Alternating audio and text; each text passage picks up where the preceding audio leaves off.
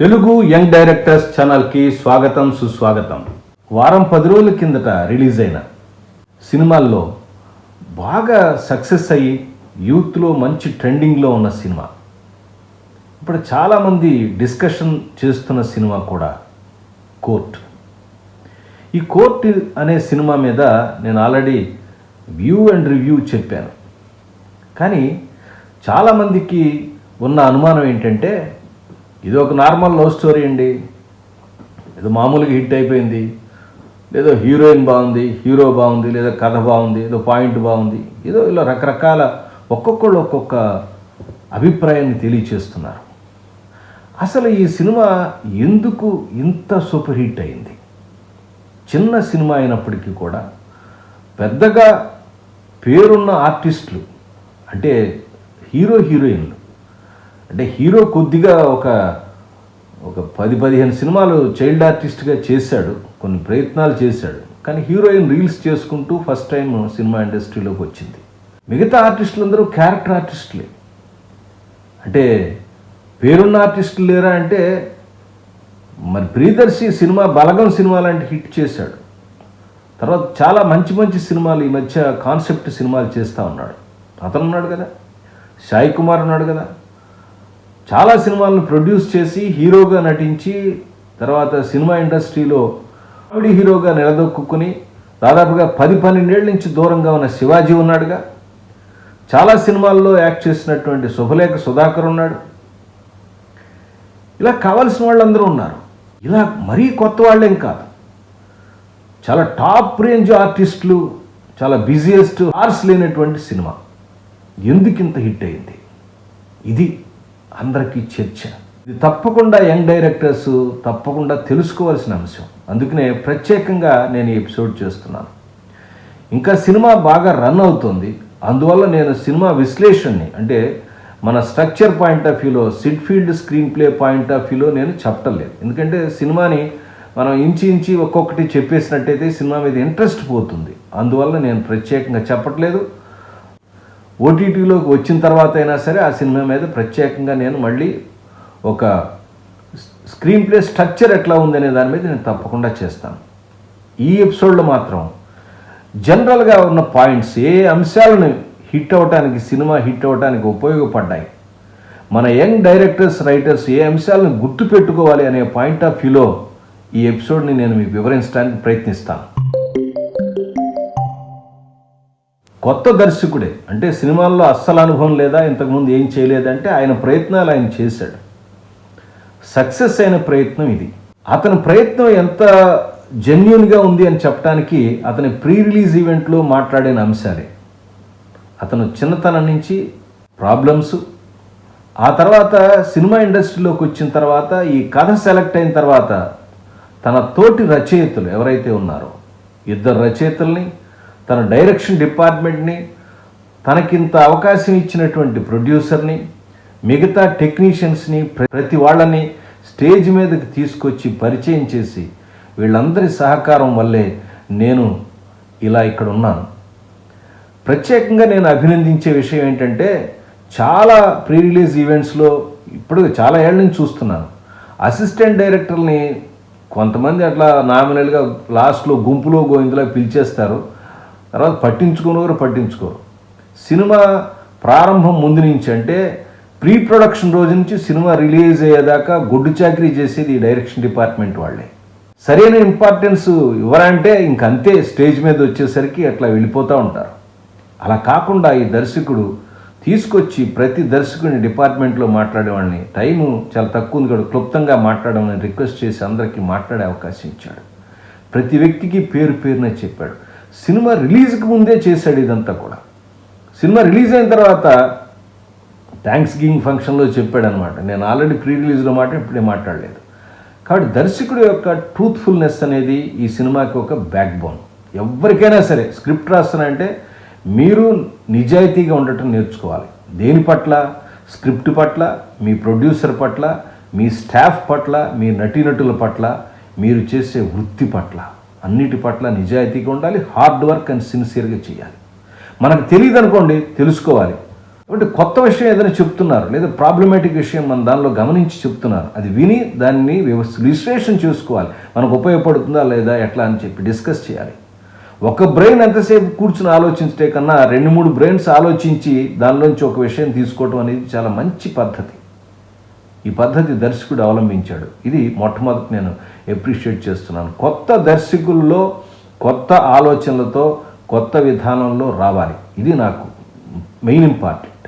మన ఛానల్ కూడా అదే, మీరు నేర్చుకోవాల్సిన అంశం కూడా అదే. కథ ఇదేమన్నా కొత్త కథ అంటే లవ్ స్టోరీలు ఇంతకుముందు రాలేదా? ఇలాంటి లవ్ స్టోరీలు రాలేదా? ఇంతకన్నా గొప్ప లవ్ స్టోరీలు రాలేదా? వచ్చాయి, చాలామంది ప్రయత్నిస్తున్నారు. నేను ముఖ్యంగా మెన్షన్ చేసేది యంగ్ డైరెక్టర్స్, రైటర్స్ గురించి. కొత్తగా వస్తున్న రచయితలు లేదా దర్శకులు చిన్న చిన్న సినిమాలు, అంటే చిన్న సినిమాలంటే తక్కువ చేసి కాదండి, చిన్న బడ్జెట్ సినిమాలని, పెద్ద సినిమాలంటే పెద్ద స్టార్స్ ఉండి పెద్ద బడ్జెట్ సినిమాలు అనే విషయాన్ని మళ్ళీ నేను మెన్షన్ చేస్తున్నాను. చిన్న బడ్జెట్తో తీసే కొత్త దర్శకులకు సినిమాలలో సరైన కథ లేకపోవటం, కథలో ట్రూత్ఫుల్నెస్ లేకపోవటం, నిజాయితీ లేకపోవటం చాలా ఇంపార్టెంట్. కథ స్ట్రక్చర్లో లేకపోవటం, కథ లేకుండా సన్నివేశాల క్రియేటివిటీ మీద ఇంపార్టెన్స్ చూపించి కథకి స్ట్రక్చరే అక్కర్లేదన్నట్టుగా మాట్లాడుకుని దాని నుంచి క్రియేటివ్గా రాసుకుంటూ పిచ్చి పిచ్చిగా వెళ్ళిపోవటం, తీసిన సీన్లే తీయటం, చెప్పిన అంశాన్ని మళ్ళీ చెప్పటం. లేదా సినిమా స్ట్రక్చర్లో యాక్ట్ 1, యాక్ట్ 2, యాక్ట్ 3 ఉంటే యాక్ట్ 1 అంటే క్యారెక్టర్ల ఇంట్రడక్షను, వాళ్ళ మధ్య జరిగిన ఇంటరాక్షన్స్తోనే సినిమా మొత్తం దాదాపుగా గంట 15 నిమిషాలు నడపటం, last half an hour 40 minutes తన దగ్గర మైండ్లో ఉన్న కథ చెప్పేసి లేచి వెళ్ళిపోవటం, ఇలాంటివి జరుగుతూ ఉన్నాయి. అలా కాకుండా కథని చాలా రెప్యూటెడ్ డైరెక్టర్స్, అంటే పర్టికులర్గా అనుభవం ఉన్న డైరెక్టర్ లాగా మొట్టమొదటి సీన్ నుంచి కథ చెప్పడానికి ప్రారంభించడం అనేది ఈ దర్శకుడు చేసినటువంటి ప్రయత్నం. రెండోది, కథ ఎవరితో ప్రారంభించారో అతనితోనే అంతం చేస్తాడు. ఇక్కడ హీరో హీరోయిన్లు లాస్ట్ సీన్లో వచ్చి, ఇది చాలా అద్భుతమైనటువంటి ఎండింగ్, ఇది వచ్చి చెప్తుందన్నమాట, ఇవాళ నాకు 18వ పుట్టినరోజు రా అని చెప్తుంది. అంటే ఇద్దరు కూడా మన ప్రేమకి ఇద్దరికి కూడా ఎవరు అడ్డం చెప్పరు. వీఆర్ మెజర్స్, మనం నిర్ణయం తీసుకోవచ్చు. మనం అప్పుడేదో మామూలుగా క్యాజువల్గా మనం మామూలుగా ఉన్నాం, సరదాగా చేసిన యాక్టివిటీ ఏం కాదు, దాన్ని వీళ్ళు ఇంత విషయం చేసి మనల్ని కష్టపెట్టారే, ఇప్పుడు మనం ఆలోచించి నిర్ణయం తీసుకుంటున్నాం, బ్యాలెన్స్డ్గా ఉండటం. మరొక అంశం, క్యారెక్టర్లు క్రియేట్ చేసేటప్పుడు చిన్నపిల్లల క్యారెక్టర్లు, అంటే పర్టికులర్ ఇంటర్మీడియట్, డిగ్రీలో కొత్తగా ఉన్నటువంటి లవ్ స్టోరీస్ ఇట్లా తీస్తున్నప్పుడు సీన్స్ చాలా నేలబారులాగా ఉన్నాయి.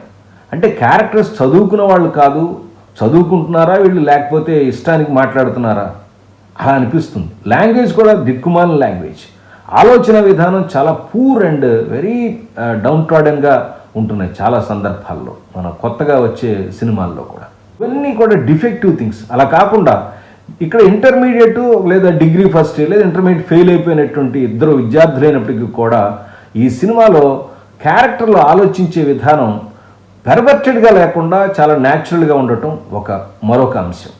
అలాగే ఇంటర్మీడియట్ పిల్లలు, అంటే చాలా యూత్లో ఉన్న పిల్లలు, అంటే యుక్త వయసులోకి వచ్చే పిల్లల యొక్క ఆలోచన విధానానికి ఎక్కువ మంది ఇప్పుడు యూత్ ఉన్నారు మన సమాజంలో. ఇక్కడే కదా మన దేశం, మన రాష్ట్రంలోనే కదా మన దేశం మొత్తంలో ఉన్నారు. వాళ్ళందరి యొక్క ఆలోచన విధానానికి ప్రతిబింబించేటట్టుగా ఉంది. చాలామంది, మీరే కాదు నేను, అందరూ ఆ వయసులో ఉన్నప్పుడు ప్రేమలో పడతాం, ఆకర్షణలో పడతాం, లేకపోతే వ్యామోహంలో పడతాం, రకరకాల అంశాల్లో పడతాం. ప్రతి వ్యక్తి కూడా కనెక్ట్ అయ్యి తను తాను కరెక్ట్ చేసుకుని ఇట్లా అయితే బాగుండేది, అలా అయితే బాగుండేది, ఇలా ఉంటే బాగుండేది, అలా బాగుంటుంది అని డిస్కస్ చేసుకోవడానికి పనికొచ్చేట్టుగా ఈ కథ ఉండటం మరొక అంశం. సమాజంలో ఇప్పటిదాకా పరువు హత్యలు, అంటే కులం పేరు మీద కానీ, మతం పేరు మీద కానీ, లేదా అంతస్తుల పేరు మీద కానీ ప్రేమికుల మధ్య వచ్చే కథలు చాలా వచ్చినాయి. ఈ మధ్యకాలంలో బహుశా 1 సంవత్సరం 2 ఏళ్ల క్రింద అనుకుంటాను, రామ్ గోపాల్ వర్మ గారు కూడా ఒక సినిమా తీశారు. పరువు హత్యలు జరిగినాయి, అమృత ప్రణయ్ అనుకుంటాను, వాళ్ళ మీద ఒక సినిమా కూడా తీశాడు. ఆ సినిమా ఎందుకని సెన్సేషన్ క్రియేట్ చేయలేదు? సమాజంలో ఆ కేసు అంత సెన్సేషన్ క్రియేట్ చేసినప్పుడు సినిమా ఎందుకు అట్లా క్రియేట్ చేయలేదు? దర్శకుడు ఏమన్నా మామూలు దర్శకుడా? అద్భుతమైన దర్శకుడు. ఆయన ఎప్పుడూ ఫస్ట్ సినిమా తీసింది ఈరోజు మనం పాఠాలుగా నేర్చుకుంటున్నామే. మరి ఎందుకు ఆ సినిమా సక్సెస్ కాలేదు? ఎవరో ఒక కొత్త దర్శకుడు, పెద్దగా పేరు లేని దర్శకుడు సినిమాని ప్రేక్షకులు ఎందుకు ఇట్లా నెత్తి మీద పెట్టుకున్నారు? ఇది మనం ఆలోచించాల్సింది. క్యారెక్టర్లని క్రియేట్ చేయటం, అలా క్యారెక్టర్ని ప్రజెంట్ చేసే విధానం.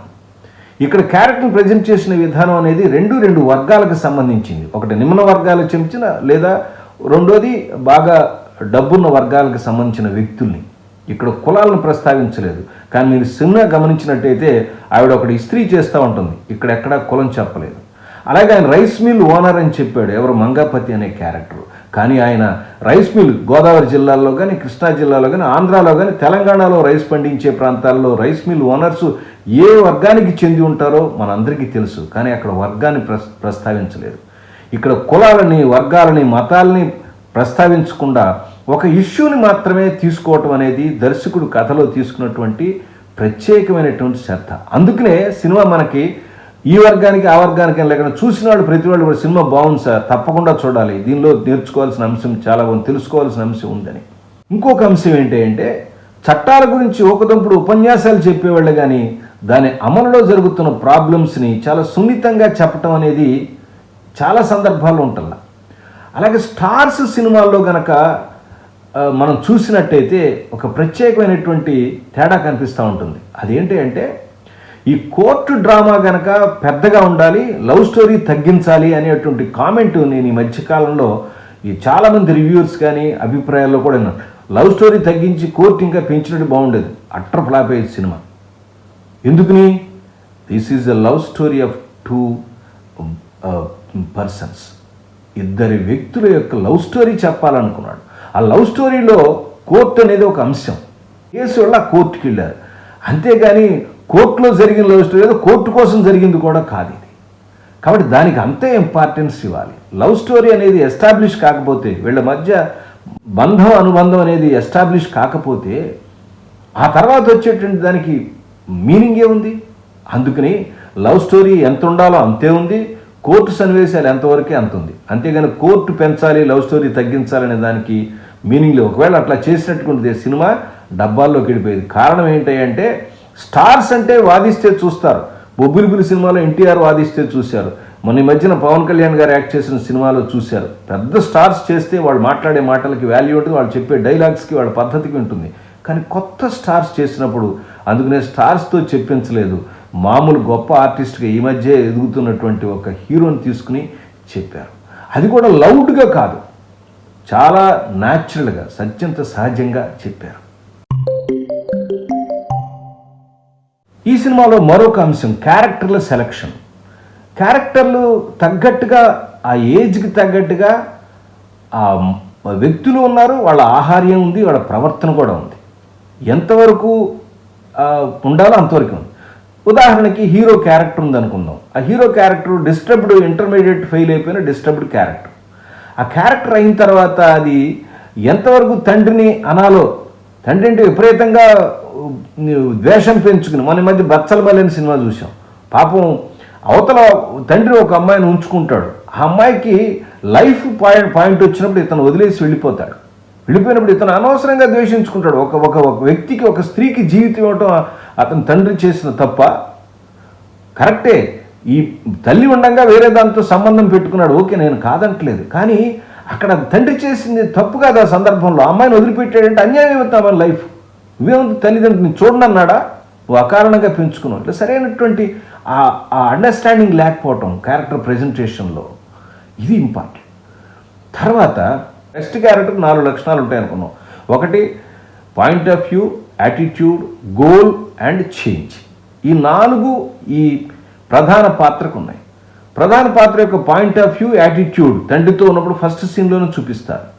రెండో సీన్లో అతని గోల్ ఏంటి, ఎట్లా కొట్టా బయటపడాలి, చేసిన తప్పు, చేయని తప్పుకి బయటపడాలి. ఫస్ట్ సీన్ నుంచే మనకు చివరి సీన్కి ఎండ్ అవుతాడు. చివరికి క్యారెక్టర్లో ఏం మార్పు వచ్చింది, నేను చదవని లైఫ్లో ఏదో ఉద్యోగం చేసుకు బతుకుతానన్న కుర్రవాడు పుస్తకాలు చేసుకుని మళ్ళీ కాలేజీకి వెళ్తాడు. ఎంత చేంజ్ అండి. నేను జీవితంలో చదవనే అన్నాడు, మళ్ళీ కాలేజీకి వెళ్ళి కూర్చుని మర్యాదగా మాట్లాడటం, నేను చదువుకుంటానండి, నేను చదువుకున్న తర్వాత మాట్లాడతాను సార్ అని డిసిప్లిన్గా ఉండటం అనేది ఎంత చేంజ్. ఈ 4 లక్షణాలు ఉన్నాయి కాబట్టే ఆ క్యారెక్టర్ బాగా నచ్చింది, అందరికీ నచ్చింది. రెండోది, పాత్రకి సగం సినిమా తర్వాత డైలాగులు ఉండి ఒట్టినాడో చూస్తూ ఉంటారు, హీరో కానీ హీరోయిన్ కానీ. ఇంకో ప్రధాన పాత్ర శుభలేఖ సుధాకర్ గారు, డైలాగులు లేవు. డైలాగులు లేకుండా కూడా సీన్లో వాళ్ళు ఆ ఎమోషన్స్ని ఎక్స్ప్రెషన్స్ ద్వారా పండించారు. ఇది అట్రాక్షన్. ఒట్లే డైలాగులు చెప్తే వినపడుతున్నాయి కదా పక్కకు కూడా చూస్తారు, కానీ విజువల్గా వాళ్ళు ఎక్స్ప్రెషన్స్ ఇస్తూ ఉంటే ఆడియన్స్ అలా స్క్రీన్ మీద పట్టుకుని అరెస్ట్ అయిపోయి చూస్తారు. ఇది ఒక టెక్నిక్. అందుకనే అంటారు సినిమాని విజువల్ మీడియం, దృశ్య ప్రధానమైనటువంటి మీడియం సినిమా అనేది. అందుకని దృశ్యానికి ఇంపార్టెంట్ ఇవ్వాలి, రియాక్షన్కి ఇవ్వాలి. యాక్షన్ ఎంత ఇంపార్టెంటో రియాక్షన్ కూడా అంతే ఇంపార్టెంట్. పాత్రలకు ఇచ్చినటువంటి పరిధి ఏదైతుందో ఆ పరిధి తగ్గట్టుగా నటించారు, అద్భుతంగా నటించారు. తర్వాత మంగపతి క్యారెక్టరు ఎలా ఉంది, అది అద్భుతంగా చాలా సందర్భాల్లో బాగా అలవాటు పడ్డ విలన్స్ని కాకుండా ఇలా కొత్తదనంతో తీసుకురావడం. రెండోది మరీ ఏజ్డ్గా కాకుండా ఒక మిడిల్ ఏజ్డ్ క్యారెక్టర్కి తగ్గ ఏజ్ చూసుకుని ఆ క్యారెక్టర్ సెలెక్ట్ చేసుకోవటం. అందుకనే అన్నాను క్యారెక్టర్ సెలెక్షన్ వాళ్ళు ప్లే చేసిన విధానం ఈ సినిమాకు ఒక మరొక ప్లస్ పాయింట్ అని నేను అంటున్నాను. ప్రొడక్షన్ వాల్యూస్ అంటే డబ్బును లావిష్గా ఖర్చు పెట్టి పెద్ద పెద్ద సెట్లు వేసేసి అవసరం ఉన్నా లేకపోయినా 100 మంది ఆర్టిస్టులు తీసుకుని సెట్లో కూర్చోబెట్టం కాదు, బ్రహ్మోత్సవం లాగా. అంటే ఆ సన్నివేశం జరుగుతున్నప్పుడు సహజంగా ఆ ప్రాంతంలో ఎట్లాంటి ప్రాపర్టీ ఉండాలి, ఎలాంటి లొకేషన్ ఉండాలి, ఎంతవరకు ఉండాలి, అదొకటి. ఇలా లొకేషన్స్ ఉండటమే కాదు, వాళ్ళ ఎమోషన్స్ని చక్కటి లైటింగ్తో షూట్ చేసి కెమెరా చేసి ఒక మూడ్ని క్రియేట్ చేసి ప్రేక్షకులకి అందించడం, అది కెమెరా వర్క్. అది చాలా బాగుంది. అలాగే సన్నివేశం జరుగుతున్నప్పుడు చాలా డైలాగ్స్ విపరీతంగా కామెడీ డైలాగ్స్ లేదా ఎమోషనల్ డైలాగ్స్ జనాలు చూస్తారు. కొన్ని సైలెన్స్ ఉండి రియాక్షన్స్తో ఉన్నప్పుడు దానికి పర్టికులర్గా బ్యాక్గ్రౌండ్ స్కోర్ చాలా ఇంపార్టెంట్. ఈ బ్యాక్గ్రౌండ్ స్కోర్ అనేది కూడా చాలా బాగా ఎలివేట్ చేసింది సినిమాకి. తర్వాత పాటలు కూడా, పాటలు అనేవి యాక్చువల్గా సాంగ్స్ అనేవి ఏంటంటే ఒక కథ చెప్పే ఒక మీడియం. నేను చాలామంది మన క్లాసుల్లో చెప్తూ ఉంటాను మన స్టూడెంట్స్కి కూడా, తెలుగు లేదా ఇండియన్ సినిమాలో సాంగ్స్ అనేవి అరగంట కథ చెప్పడానికి పనికొచ్చేటువంటి సాధనాలని చెప్తాను. ఏదో ఉబుసుబోటు పాడుకునేవి కాదు, అరగంట కథని, అరగంట స్క్రీన్ టైంని తీసుకుంటాయి. దగ్గర 20 నుంచి 25 నిమిషాలు 30 నిమిషాలు టైం తీసుకుంటుంది సాంగ్స్ అనేవి. అంటే 4 పాటలు ఉంటాయి, ఇక్కడ 2, 3 చిన్న బ్యాక్గ్రౌండ్ సాంగ్స్గా వచ్చాయి. జనరల్గా సినిమాలు చెప్తున్నాను కాబట్టి సాంగ్స్కి కూడా చాలా ఇంపార్టెన్స్ ఇవ్వాలి. రాసుకున్న 2 పాటలు 1-2 పాటలు అయినప్పుడు కూడా చాలా చక్కటి లిరిక్స్ పెట్టుకొని చక్కగా రాశారు. దాని కంపోజిషన్ కూడా బాగా చేశారు. ఆ కొరియోగ్రాఫర్ మన ఈశ్వర్ పెంటి, ఈశ్వర్ ఇట్లు అనే సినిమాతో నాతో పనిచేశాడు. మా శిష్యుడికి రోసిరెడ్డి సినిమాలో పనిచేశాడు. అప్పుడే నాకు ఇతను చాలా ఇది మంచి టాలెంట్ ఉండే, ఇతని దగ్గర మంచి మంచి స్టెప్స్ వేస్తున్నాడు. ఏదైనా ఒక సాంగ్ ఇస్తే దాని గురించి ఆలోచించి దాన్ని ఎట్లా చేద్దాం అట్లా చేద్దాం అని తప్పని కనపడింది. నేను కూడా ఇతను తప్పకుండా ఇప్పుడు పైకి వెళ్తాడు అనుకున్నాను. ఇది జరిగి బహుశా 4-5 ఏళ్ళు లేని అంతే. కరెక్ట్గా ఇవాళ మంచి సినిమా పడింది, అద్భుతంగా కంపోజ్ చేశారు. అతను చేసిన స్టెప్ని అందరూ ఇవాళ వేస్తున్నారు. నిజంగా ఈశ్వర్ని ఈ సందర్భంలో నేను అప్రిషియేట్ చేస్తున్నాను. ఇలా టెక్నీషియన్స్ అందరూ కూడా సినిమాకి పనిచేయటం అంటే, మీరు ఒక సినిమా సెలెక్ట్ చేసుకున్నారంటే మీ అసిస్టెంట్ డైరెక్టర్స్ దగ్గర నుంచి మీ చుట్టూ ఉన్నటువంటి ఎవరైతే ఉన్నారో టెక్నీషియన్స్ అందరూ కూడా మీ అభివృద్ధికి, అంటే పర్టికులర్గా మీ సినిమా బాగా రావాలనేటువంటి పాజిటివ్ యాటిట్యూడ్తో ఎప్పుడైతే పనిచేస్తారో అది అద్భుతమైన సినిమాగా ఉంటుంది. ప్రొడ్యూసర్స్ చక్కగా సెట్లో ఉండి ఏం కావాలో డైరెక్టర్స్కి, టెక్నికల్ టీంకి ఏం కావాలో చూసుకుని అందించడం, తర్వాత సినిమా అయిపోయిన తర్వాత దానికి ఏమేం కావాలో, అంటే అదే కదా ప్రాణం, పోస్ట్ ప్రొడక్షన్లో ఏమేం కావాలో అందించడం, అలాగే సినిమా అయిన తర్వాత దాన్ని ప్రమోట్ చేసుకెళ్ళటం, మంచి ప్రమోషన్ చేయటం. దీనికి ప్రధాన కారణం హీరో నాని. సినిమాని తన నెత్తిన వేసుకున్నాడు. ఎంత మాట అన్నాడు స్టేజ్ మీద, ఈ సినిమా కనుక బాగుండకపోతే తర్వాత 2 నెలల తర్వాత వచ్చే నా సినిమాని మీరు చూడొద్దు అని అన్నాడంటే ఎంత కాన్ఫిడెంట్ ఉండాలండి ఆ మాట అనాలంటే సినిమా మీద. సినిమా రిలీజ్కి ముందు మరొక ప్రొడ్యూసర్ యొక్క స్థితిని, తన యొక్క కెరీర్ని కూడా పణంగా పెట్టి అంత మాట అన్నాడంటే ఈ యూత్ మీద ఎంతగా నమ్మకం ఉండాలి.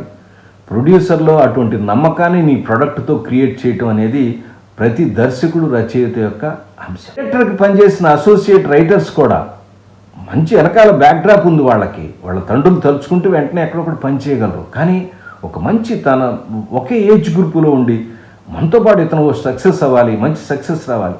సక్సెస్ కోసం సక్సెస్ వెంట పరుగు పెట్టడం అనేదే సినిమా ఇండస్ట్రీలో నేర్చుకోవాల్సిన అంశం.